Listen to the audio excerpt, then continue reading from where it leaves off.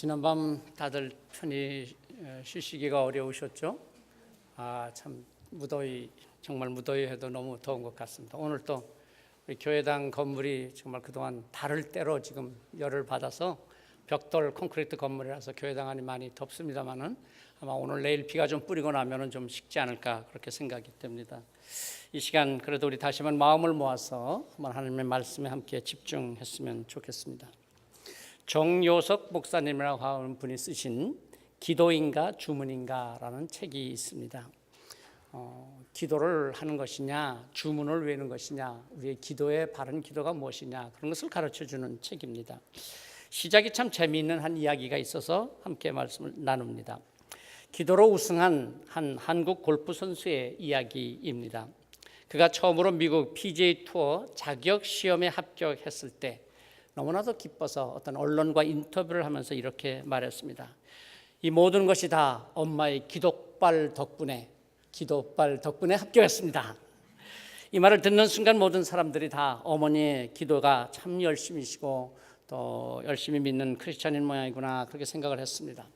그리고 나서 1년 5개월이 지나서 이 선수가 마침내 미국 PGA 투어에서 당당히 첫 승을 거두었습니다. 우승을 한 거죠. 한국 언론들이 그의 첫 우승을 전하면서 그의 어머니를 인터뷰했습니다. 어머니는 인터뷰에서 이렇게 말했습니다. 다 부처님께서 저의 기도를 들어주셨기 때문이죠. 그저 고마울 따름입니다. 독실한 불교 신자였던 그의 어머니는 아들이 시합에 나가기만 하면 합천 해인사로 가서 아들이 경기하는 동안 내내 불공을 들이며 기도를 했답니다. 아들도 이 첫 우승을 하고 나서 인터뷰에서 그렇게 말했대요. 경기가 한국 시간으로 새벽에 열리는데 엄마가 그 새벽 시간에 절에서 저를 위해서 줄곧 기도하고 계신다고 압니다. 기도하고 계시는 어머니, 기도 덕분에 우리가 하나님께서 드리는 기도와 다른 종교에서 자기 신에게 드리는 기도와 도대체 무엇이 다른 것입니까? 신에게 간절히 간구해서 어떻게 하든지 신을 설득해서 내가 원하는 바를 얻어내는 것, 그것이 기도라고 한다면요, 그런 기도는 우리 기독교인들만의 기도가 아니라 모든 종교에 다 있는 기도인 것입니다. 모든 종교가 다 자기 신을 설득해서 자기가 원하는 것을 어떻게든지 얻어내겠다, 그래서 기도하는 것 아닙니까? 여러분 수능 시험 때 보세요. 부처님께 기도하는 불교 신자들 그 열심, 우리보다 정말 대단한 열심, 대단한 정성입니다. 우리는 기도한다 그래봐야 이렇게 조금 앉아서 그저 눈 감고 고개 조금만 숙이면 기도가 다 되잖아요. 그런데 저들은 앉았다가 일어났다가 엎드렸다가 무릎 꿇었다가 손도 또 가만히 있나요? 뭐 들었다가 내렸다가 엎었다가 덮었다가 그러면서 기도를 해요. 그것도 한두 번 절하고 끝나는 게 아니라 몇 번 한다 그래요? 1000번? 아니요, 3000번 한대요. 3000배를 하는 데는 계속해도 6시간이 걸린대. 그러니까 여러분 허리 안 좋으신 분 예수 믿은 게 다행인 줄 아세요? 불교 믿었더라면 못해? 무릎 관절 안 좋으신 권사님들 예수 믿은 게 정말 복인 줄 아세요? 불교 믿었더라면 지금 그 관절로 기도 못해? 기도를 단순히 기도하는 어떤 열심이나 이런 정성의 면으로만 본다면 우리의 기도는 불교의 기도보다 훨씬 더 약하고 부족하기 짝이 없습니다. 그렇다면 도대체 우리의 기도는 다른 종교의 기도와 무엇이 다르다는 것입니까? 무엇이 우리 기도의 특징이 있다고 하는 것입니까? 그것은 기도의 초점입니다. 어디에 맞춰서 기도하느냐고 하는 것이죠. 다른 종교의 기도는 대부분 다 자기 자신에게 초점이 맞춰 있다는 것입니다. 여러분 구슬한다, 점을 친다, 그거 보세요. 그 관심은 뭐예요? 얼마나 잘 맞히느냐, 용한가, 용하지 않는가. 내가 관심하는 것을 잘 맞추고 잘 이루어주면 용하다. 그렇지 않으면 별 볼 일 없다. 그러니까 기도의 대상이 어떤 존재냐, 내가 누구에게 기도하느냐, 기도의 대상에 대한 전혀 관심이 없습니다. 그래서 드라마 같은 데서 기도하는 것 보면 그렇게 기도하는 사람이 있잖아요. 하나님, 부처님, 천주님, 어느 신이시든지 제 기도만 들어주신다면야 제가 뭐든지 하겠습니다. 어떤 신이라도 좋으니 내 기도만 들어주신다면, 내가 원하는 대로만 해주신다면, 내가 관심하는 것만 이루어준다면 다 잘 섬기겠다. 그러나 우리 기독교의 기도는 그렇지 않습니다. 여러분, 우리가 잘 아는 로마서 8장 26절에서 바울 사도는 이렇게 말하죠. 이와 같이 성령도 우리의 연약함을 도우시나니 우리는 마땅히 기도할 바를 알지 못하나 오직 성령이 말할 수 없는 탄식으로 우리를 위하여 간구하시느니라. 성령님께서는 우리가 연약한 것을 아시고 우리의 연약함을 도와주시려고 하시는데, 뭐를 도와주시느냐? 우리의 연약한 대표적인 연약함이 무엇이냐? 우리가 마땅히 기도할 바를 모른다는 거예요. 우리가 마땅히 기도할 바를 알지 못한다. 그래서 성령께서 우리의 이 연약함을 아시고 그래서 우리의 연약함을 도우신다. 위해서 기도해 주신다는 거죠. 그러니까 기도를 하지 않는 것도 문제이지만 사실은 그보다 더 큰 문제는 무엇이냐?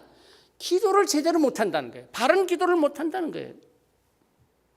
마땅히 기도할 바를 알지 못한다. 그래서 성령께서는 말할 수 없는 탄식으로 우리를 위해서 친히 간구하시느니라.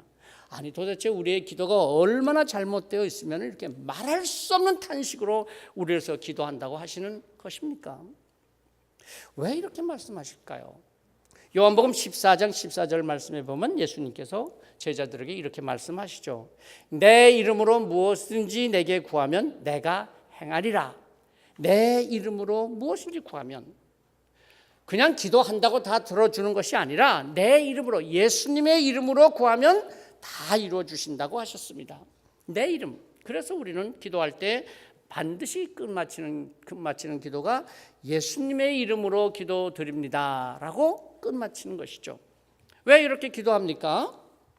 내가 기도하고서 내 이름으로 기도하지 않냐고 왜 예수님 이름으로 기도한다고 하는 것입니까? 우리의 기도는 내가 기도하는 것이지만 내가 기도하는 것으로 끝나는 것이 아니라 내 기도를 우리 주님께서 보증하신다는 것입니다. 다시 말해서 우리의 기도는 내가 중심이 아니라 그 기도의 중심은 하나님이시다라는 고백이죠. 기도는 내가 했지만 그러나 하나님께서 기도하게 하시는 것이요, 하나님께서 그 기도에 응답하신다고 하는 기도의 중심이 내게 있는 것이 아니라 하나님께 있다는 것입니다. 예를 들면 오늘 우리 장로님께서 기도하셨습니다. 그리고 끝나면서 예수님의 이름으로, 예수 그리스도 이름으로 기도드렸습니다. 그렇게 기도하셨습니다. 그러면 우리는 모두 다 아멘 그랬습니다. 그러니까 우리도 장로님이 기도하신 그 기도가 다 이루어질 줄로 믿습니다. 그렇게 고백하는 거죠. 아멘. 그러나 거기엔 또한 예수님의 이름으로 기도했습니다라고 했기 때문에 그 기도는 장로님의 어떤 개인적인 생각이나 개인적인 뜻이나 개인적인 욕심으로 기도한 것이 아니라 예수님께서 함께 하시는 기도, 예수님의 뜻이 포함된, 예수님께서 개입하시고 예수님께서 받으시는, 예수님께서 이루시는 기도가 되는 것을 믿습니다. 그게 아멘. 그렇게 우리가 고백하는 것이죠. 아까 소개해드린 이야기에서 기도가 기도인가 주문인가, 거기에 이런 이야기가 말이 나옵니다. 기도를 이익의 유익의 방도로 삼아서는 안 됩니다. 철저히 기도는 하나님의 뜻에 맞게 간구해야 합니다. 그러므로 기도는 할수록 자족하는 자가 되어야 합니다. 기도는 할수록 자족하는 자가 되어야 합니다. 그렇게 말하고 있습니다. 기도는 내가 중심이 아니라 기도를 받으시는 하나님이 중심이라는 거죠. 아까 말씀드린 골프 선수의 어머니가 그렇게 정성을 다해서 기도하지만은 그가 자족할 수 있는 것은 딱 한 가지밖에 없습니다. 그 아들이 우승했다. 그 소식을 들을 때만 자기가 한 기도에 야, 내가 기도 잘했구나 스스로 자족할 수 있게 됩니다. 그러나 우리 기도가 스스로 만족할 수 있는 것은 우리 기도의 관심은 내게 있지 않냐고 하나님께 있기 때문에 기도하면서 하나님을 깊이 알아가고 하나님의 마음을 헤아려가고 하나님의 뜻이 무엇인가를 알게 되고, 그래서 마침내는 기도의 응답의 그 여부와는 관계없이 기도에 만족하게 된다. 그게 우리 기도의 특징입니다. 우리가 아는 대로 바울 사도가 자신의 몸에 가시와 같은 고통이 있어서 그것을 하나님께 제거해 달라고 그토록 정성을 다해서 기도했습니다. 그런데 하나님께서 그 기도를 들어주지 않으셨습니다. 그래서 바울 사도가 어떻게 했습니까? 하나님을 원망했습니까? 불평했습니까? 아닙니다. 고린도후서 12장 9절 말씀에 보면 바울 사도는 이렇게 말합니다. 도리어 내가 크게 기뻐함으로 나의 여러 연약한 약한 것들에 대하여 자랑하리니. 아니, 자기 기도가 이루어지지 아니했는데 도리어 크게 기뻐하며 자랑한다? 어떻게 이럴 수가 있는 것입니까? 자기 기도가 이루어지지 않았으면 낙심하든지 원망하든지 분노해야죠. 아니, 어떻게 도리어 크게 기뻐한다 그런 것입니까? 바울 사도는 이어서 이렇게 말합니다. 도리어 크게 기뻐함으로 나의 여러 약한 것들에 대하여 자랑하리니 이는 그리스도의 능력이 내게 머물게 하려 함이라. 이것이 우리의 기도가 다른 점이라고 하는 것입니다. 기도의 대상이신 하나님에 대해서 잘 알지도 못하고 그 기도를 듣는 신이 뭐 어떤 신인지 관심도 없고 그저 내 관심, 내 요청, 내 바라는 거 그것만 가지고 기도하는 그런 기도가 아니라는 것이죠. 우리가 오늘 읽은 말씀에 나오는 역대상을 여러분 한번 읽어보신 분들은 아시겠지만은 이 성경을 읽다가요 정말 통독에서 창세기부터 잘 읽어 나오다가 여러 번 뭐 중단하는 고비가 있겠습니다만은 통독해 보신 분들은 이 역대상에 탁 걸려서 넘어가기 쉽지가 않아요. 뭐처럼 작정을 하고 뭐 신약부터 읽으시는 분들은 마태복음 읽으면은 뭐 낳고 하니까 그냥 낳다가 말아서 그만둔다 뭐 그럽니다만은 이 역대상을 딱 읽기 시작하면 이게 그 정도가 아니에요. 1장에서부터 시작해서 족보가 나오는데 누구의 자손이더라, 누구의 뭐 조상이더라 그러면서 사람 이름이 쭉 나오는데 몇 장까지 갑니까? 뭐 생전 읽어봤어야 알죠, 그죠? 9장까지 가요, 9장까지. 예. 어떤 분이 뭐 세봤는데 뭐 500 몇십 명이 나온다든가 뭐 사람 이름이 하여간 그러니 그 사람 이름만 계속 나오니 그 얼마나 지루하겠어요. 그런데 참 독특한 것은 이렇게 쭉 사람 이름이 진행되다가 오늘 바로 우리가 읽은 역대상 4장 9절 10절에 와가지고 야베스라는 이름이 나오면서 잠깐 그 야베스에 대한 설명을 하고 그의 기도와 그의 삶에 대해서 설명하고 있습니다.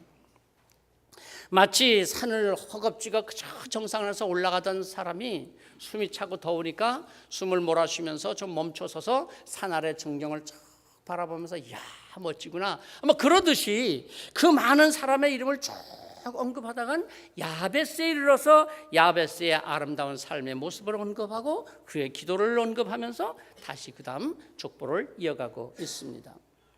야베스의 짧은 기도가 유명해진 것은 브루스 윌키스라고 하는 사람의 책이 소개되면서 우리나라에도 많은 사람들이 관심을 갖게 되었습니다. 야베스, 이 역대상 4장 9절 10절 이외에는 다른 데는 전혀 나오지 않는 이름입니다. 오늘 말씀에서 보면 그 어머니가 그를 낳을 때 굉장히 난산을 했던 모양이죠. 얼마나 어머니가 그 아들을 낳다가 힘이 들었으면은 그 아들을 낳고 이름을 야베스라는 이름의 뜻이요 고통, 수고다 그런 의미입니다. 야, 아니 야베스 어머니도 대단해요. 아무리 힘들었다고 해도 글쎄 아들한테다가 내가 얼마나 힘들었는지 아냐? 너는 고통이다, 수고다, 야베스 그렇게 이름을 지어주었다니요. 그러나 그렇기 때문에 사실은 오히려 더 많은 사람들의 관심을 갖게 되죠. 9절에서 보면은 야베스는 그의 형제보다 귀중한 자라 그렇게 말씀하고 있죠. 전에 성경으로는 존귀한 자라 훨씬 더 어감이 좀 좋은 것 같아요. 귀중한 자라 그렇게 말하고 있습니다. 태어날 때는 야베스가 정말 엄마를 힘들게 하고 그저 사람들 형제들 가면서 별 볼 일 없어 보였겠지만은 그러나 그가 살아가는 삶은 부모님께나 형제들에게 유익하고 도움이 되는 삶을 살았던 모양이죠. 그래서 그를 형제들보다 귀중한 자라 그렇게 하는 것 아니겠습니까? 그런데 정말 그가 귀중한 자가 된 것은 그의 기도에 있습니다. 한번 그의 기도 워낙 사람들이 아주 좋아하고 또 많이 암송을 하는 기도니까 우리도 한번 좀 읽어봅시다. 직접 10절 말씀 뭐 다 읽기는 그렇고요. 주께서 한 야베스의 기도 부분만 함께 읽습니다. 주께서 내게 복을 주시려거든 나의 지역을 넓히시고 주의 손으로 나를 도우사 나로 환난을 벗어나 내게 근심이 없게 하옵소서. 네. 이렇게 기도했더니 하나님께서 그가 구하는 것을 허락해 주셨다라고 하죠. 자, 여러분, 근데 왜 하나님께서 이렇게 야베스의 기도를 쉽게 허락하셨을까요? 우리는 뭐 그렇게 열심히 기도했다. 아까 말씀드린 대로 바울 사도 그렇게 열심히 기도해도 안 들어주셨다고 그러는데 야베스는 뭐 열심히 기도했다는 것도 별로 없잖아요. 그냥 그저 뭐 주께서 내게 복을 주시려거든. 뭐 이따 말씀드리겠습니다만 사실 복을 주시려거든 그 말은 복을 주실람 주시고 마실람 마시고 알아서 하시오 그런 의미는 아닙니다만 그런 느낌이 들려요. 주실라면은 좀 아이고 내가 너무 그냥 옹색하게 살아요. 힘들어요. 지경을 좀 넓혀주세요. 농경생활이라고 한다면 뭐 밭대기라도 좀 몇 채 더 주시고요. 논이라도 좀 더 주시고요. 지경을 좀 넓혀주시고요. 얼마나 환난이 많고 힘들었으면 환난에서 벗어나 근심이 없게 하옵소서. 그랬더니 그대로 해주셨대요. 여러분 우리가 정말 하나님께 어떤 기도의 제목을 가지고 기도할 때 이거보다 야베스보다는 더 훨씬 많이 기도하잖아요. 더 정성을 가지고 기도하잖아요. 더 간절한 마음으로 기도하잖아요. 근데 기도가 다 이루어집니까? 왜 우리의 기도는 이렇게 좀 힘들게 기도해도 기도가 응답이 안 되는데 야베스는 그렇게 쉽게 응답하셨을까요? 오늘 사실 야베스의 짧은 기도의 내용이지만 그의 기도를 가만히 보면은 야베스가 자기가 원하는 바에 초점이 맞춰져 있는 게 아니라 하나님에 대해서 초점이 맞춰져 있다고 하는 것입니다. 다시 말해서 그는 하나님이 어떤 분이신가? 내게 복을 주시는 분이시다라고 하는 확신과 믿음이 있었다고 하는 것이죠. 내가 비록 어머니를 힘들게 하고 태어났고 내 삶이 가난하고 힘들고 어렵지만은 그러나 나는 하나님께 복 받은 사람임을 믿습니다. 내게 복을 주시려거든 아니 주시려는 주시고 마실 맛이가 아니라 하나님은 내게 복을 주시는 분이십니다. 나는 하나님께 복 받은 자입니다. 막연한 기대가 아니라 지금의 삶의 형편은 답답하고 그의 앞길은 캄캄하지만은 그러나 나는 하나님께 복을 받은 자이니 하나님께서 나를 인도해 주실 것을 믿습니다. 하나님에 대한 확신과 믿음을 가지고 있었다고 하는 것이죠. 우리가 그저 대충 오래 교회를 다니다가 보면 그야말로 그냥 그저 대충 다니게 될 때가 많지 않습니까? 하나님은 어떤 분이신가? 오늘도 하나님께서 나에게 원하신 것이 무엇일까? 하나님께서 내가 어떤 뜻을 이루기를 원하실까? 그런 것에 대해서 별로 그렇게 관심을 갖지 못하고 그저 지날 때가 많죠. 또 내 뜻, 내가 이거 해야 될 거, 내게 닥친 문제 이것에 더 집착할 때가 많습니다. 하나님 생각해 보면 기껏 생각나는 게 아이고 하나님은 그냥 내가 좋아하는 거는 꼭 하지 말라 그러시고 내가 싫어하는 거는 꼭 해야 된다 그러시고 내가 가고 싶은 데는 가지 말라 그러시고 좀 나중에나 예수 믿을 걸 내가 이렇게 빨리 예수 믿어가지고 이거 마음대로 못하나 그런 생각이나 드는 하나님. 그러나 야베스에게서 하나님은 결코 그런 하나님이 아니라는 거죠. 내게 복을 베푸시는 하나님, 지금은 절망 가운데 있지만 그러나 이 절망 가운데서도 나를 존귀한 자로 귀중한 자로 여기시는 하나님, 하나님에 대한 분명한 확신과 하나님에 대한 관심을 갖고 있었던 것입니다. 오늘 우리는 생각합니다. 나를 위해서 독생자 예수 그리스도를 이 땅에 보내시고 내 죄값을 대신해서 십자가에서 죽게 하시고 나를 구원하신 하나님, 별로 그렇게 마음에 와 닿는 게 없어요. 왜요? 하도 많이 들어서 하도 많이 지나와서 별로 그렇게 관심의 대상이 아니잖아요. 그러나 여러분 오늘 그 하나님을 우리가 분명하게 관심을 가지고 알아야 한다고 하는 것이죠. 하나님을 분명히 알아야 합니다. 하나님은 오늘도 우리에게 말씀하십니다. 너는 귀중한 자라, 내가 복을 줄 자라, 너는 끝이 아니다, 너는 무너지지 않는다, 너를 향한 새로운 계획이 내게 있다 말씀하신 그 하나님, 그 하나님의 관심하고 그 하나님의 마음이 내게 느껴지느냐는 것입니다. 사실 우리가 인간관계에서도 그렇습니다만은 사람이 일 때문에 만나게 되면은요 사실은 일이 끝나면은 별 관계가 없어져 버려요. 그렇죠? 아무리 그 일이 많아서 평생을 사업을 하면서 같이 만났던 사람이라고 할지라도 일만으로 만나면 일이 끝나면 그 관계는 끝나고 잊혀지기 마련입니다.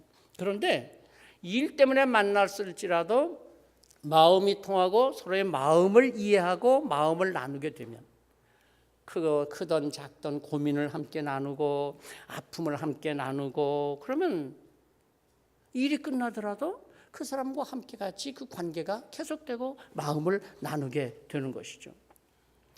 그런데 어떤 사람은요, 참 사람도 좋고 뭐 잘해주기도 하고 그러는데 전혀 자기 속을 안 내보이는 사람이 있어요. 일체 말을 안 해요. 마음을 안 나눠. 그럼 아무리 좋은 사람도요, 일 끝나고 나면은요, 그렇죠, 만나게 되지 않는 거예요. 마음이 가지 않는 거예요. 금방 잊혀버리고 마는 것이죠.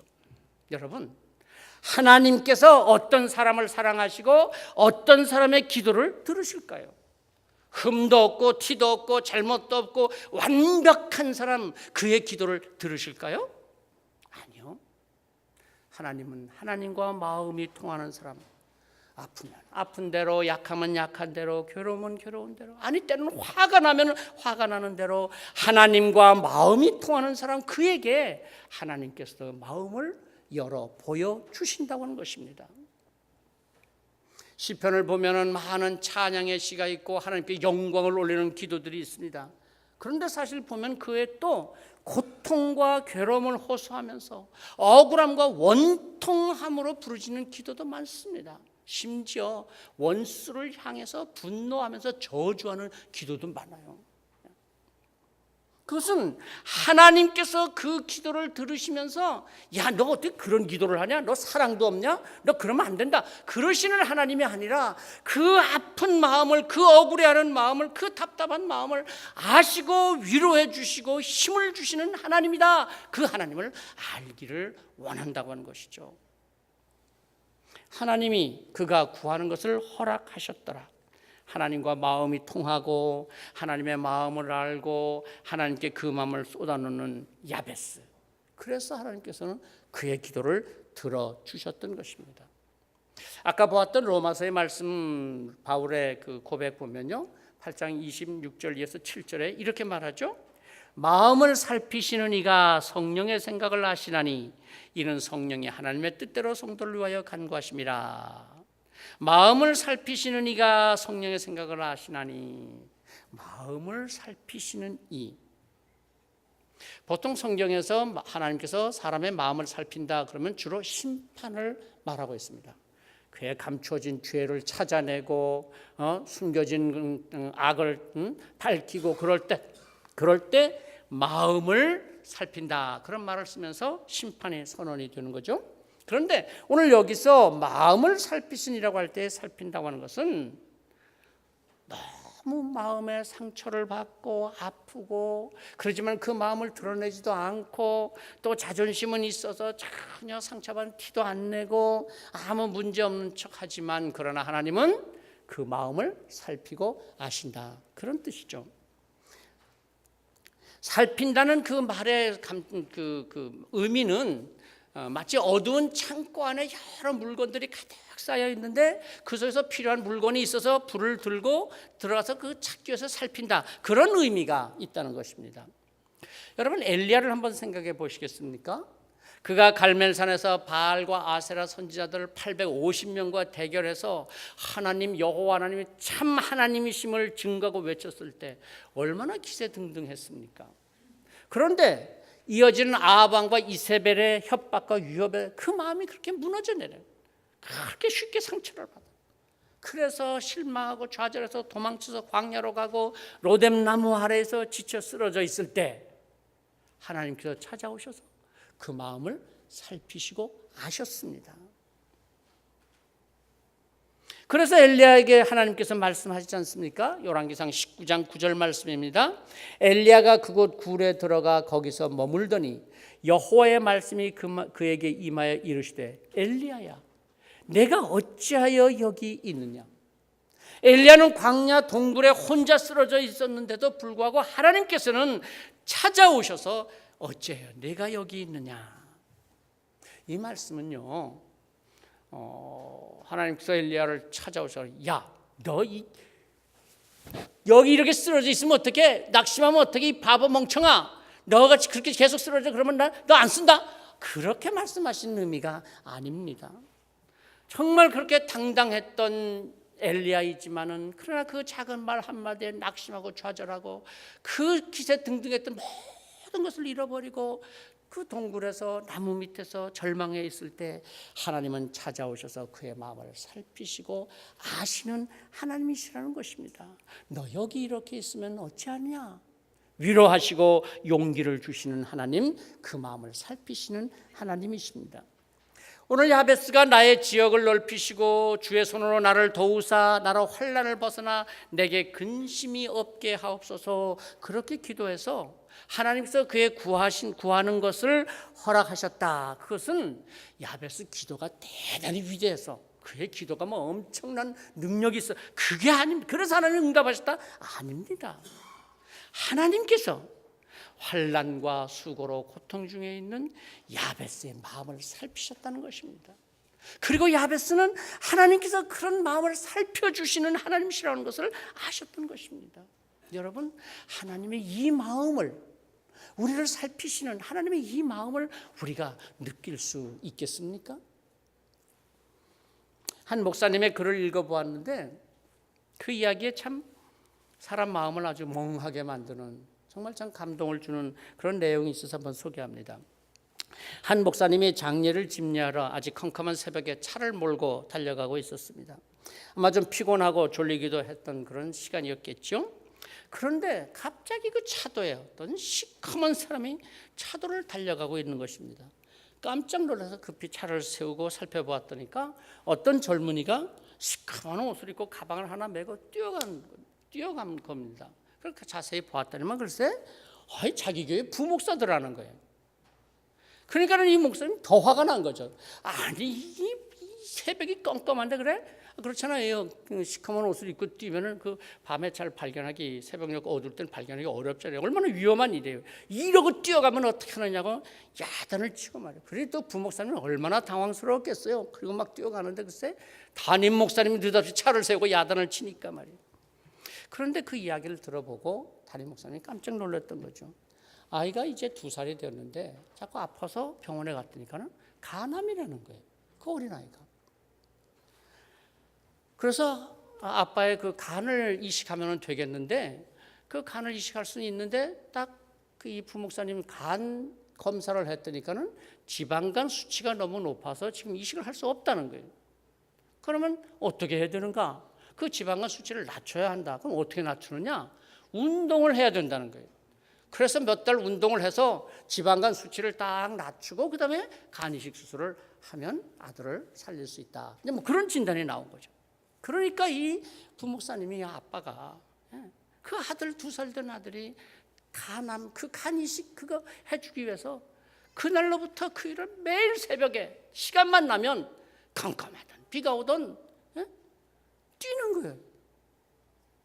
위험을 무릅쓰고도 뛰는 거예요. 알고 봤더니 그날도 글쎄 장례식장을 향해서 가는 거예요. 부목사님은 가야죠, 그죠? 그러니까 거기를 뛰어서 가는 거예요. 여러분, 이 부목사님, 이 아빠의 마음이 곧 하나님의 마음 아니실까요? 로마서 5장 8절 말씀 잘 아시죠? 우리가 아직 죄인 되었을 때 그리스도께서 우리를 위하여 죽으심으로, 그리스도께서 우리를 위하여 죽으심으로 하나님께서 우리에 대한 자기의 사랑을 확증하셨느니라. 아들을 살려보겠다고 새벽마다 뛰는 그 아빠의 마음. 하나님께서 우리에 대한 자기의 사랑을 확증하셨느니라. 여러분, 지금도 어쩌면 우리 이 아빠처럼 우리를 위해서 달려가시는 하나님의 마음을 이해할 수, 느끼실 수 있으십니까? 야베스는 기도가 위대했던 게 아닙니다. 하나님의 이 마음을 알았던 것입니다. 기도의 응답만을 바라고 내가 원하는 것만을 이루기를 원하는 것이 아니라 하나님의 마음에 관심이 있었고 그 하나님의 마음을 함께 느끼고 있었던 것이죠.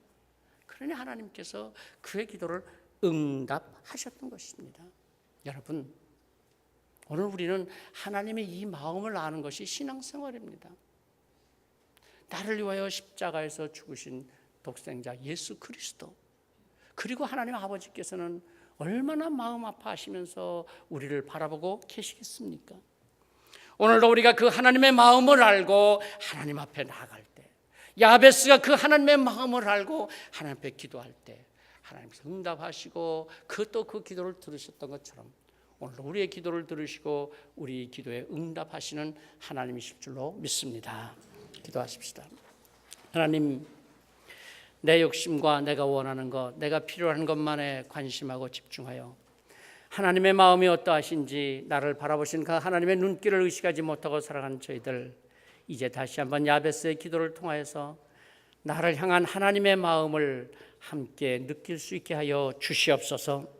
그래야 저희들이 항상 하나님과 함께, 하나님과 그 마음을 열고 하나님의 마음을 함께 나누며 살아가는 우리의 삶, 그래서 우리가 무엇을 하든지 어떤 형편든지 하나님의 중심, 하나님의 뜻, 하나님께서 이루실 계획을 바라보며 살아가는 삶이 되게 하여 주시옵소서. 예수 그리스도 이름으로 기도하옵나이다. 아멘.